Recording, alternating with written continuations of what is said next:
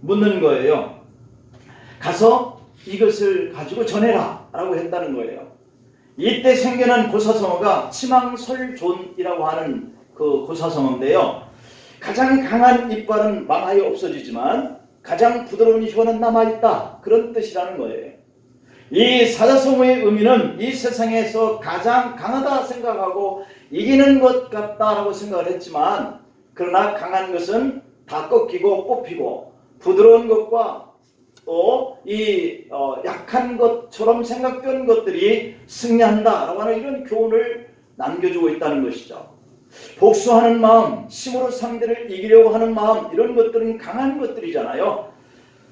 금요일에 부산에서 일가족 살해 용자가 한때는 그 가정에서 한 달여 동안 같이 살면서 이웃들이 누구냐 물어보면 우리 사위다라고 했다는 거예요. 그랬던 이 사람이 분가해서 가정을 세워서 한 10개월 정도를 같이 이렇게 살았는데, 뭔가 이유가 있었는지는 모르지만 다시 아마 헤어지고 딸도 이 가정 안에 들어와서 살게 되고 그랬던 것 같아요. 그런데 이 남자 할머니, 아버지, 어머니, 그리고 자신의 연인이었던 이 여인까지 모두를 다 죽였어요. 이 뉴스를 접하면서 여러분들 생각이 어떤 생각이 듭니까? 너무 끔찍하죠.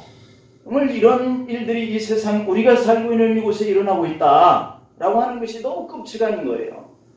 이것이 뭐예요? 자신의 마음속에 분노의 이 감정을 조절하지 못하여서 죽여야 되겠다라고 생각을 하고, 자신과 이 딸이 살고 있는 이 관계를 아무래도 싫은 소리들을 했지 않았나, 이런 생각이 들어요.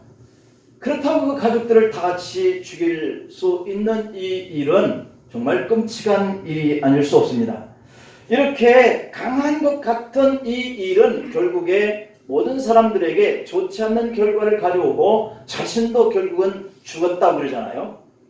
이렇게 강해 보이는 것은 망하고 용서하는 마음, 상대방의 아픔에 눈물을 흘리는 그런 마음이 결국은 승리하는 줄 믿으시기를 바랍니다. 요셉은 자신이 노예로 팔려 고생하는 것을 생각하면 지금 만난 이 형들을 다 죽이고 싶었을 거예요.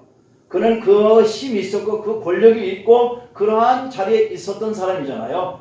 그러나 요셉은 자신이 애굽의 총리가 되게 하려고 하나님의 형들을 통하여서 준비된 것이다, 이렇게 얘기를 하고 있어요. 예수님도 이 부드러움으로 영원한 승리를 이루신 줄로 믿습니다. 성경을 보면 여호와께서 요셉과 함께 하셨다라고 하는 이 말씀이 성경 여러 번 기록되어 있어요.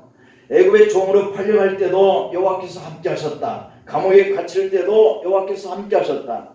요셉이 보디발의 아내의 유혹을 받을 때도 내가 어찌 이 큰 악을 행하여 하나님께 죄를 지으리까 하며 거절했습니다. 바로 왕은 이런 요셉을 보고 이와 같이 하나님의 영이 감동된 사람을 어찌 찾을 수 있으리요? 라고 하면서 찬사를 보내고 그를 애굽의 총리 자리에 앉힙니다.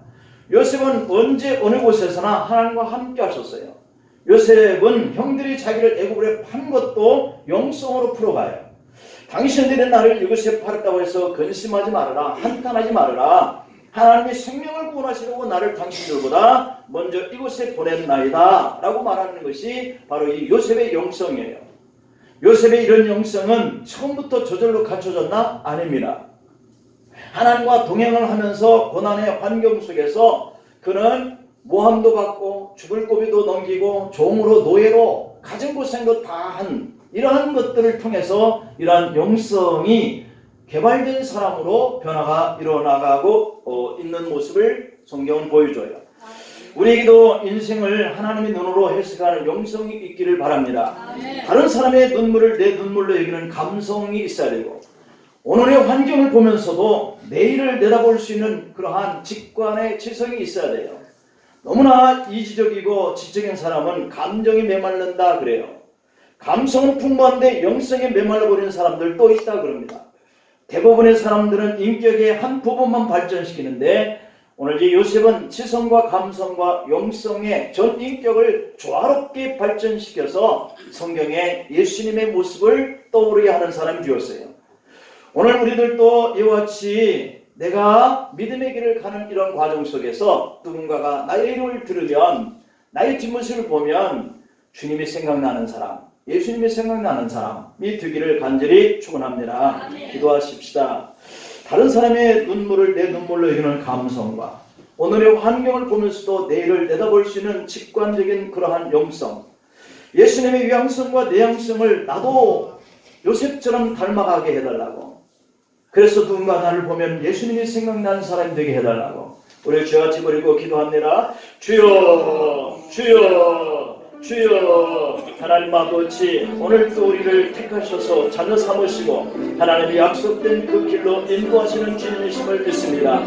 어디에 있든지 하나님 우리를 바라보고 또한 우리를 기억해내는 사람들이 예수님이 생각나고 하나님이 생각나는 이런 역사들이 일어나는 자리에서 우리가 잘 조화로운 인생의 삶을 살아가기를 원합니다.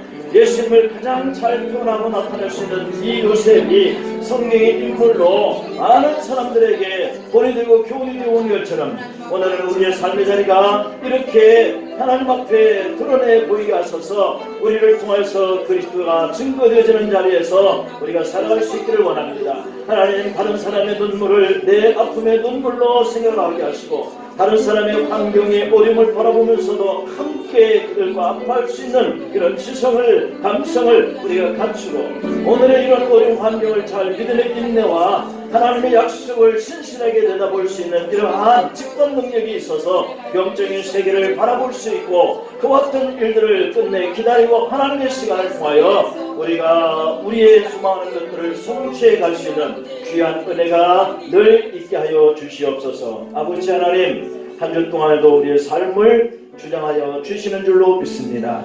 우리들을 통하여서 하나님 보는 일들이 생각나는 사람들이 주님이 생각나고 주님의 그 귀한 은혜를 생각나게 하는 이러한 삶이 되게 하여 주시옵소서. 예수님의 이름으로 기도합나이다. 아멘.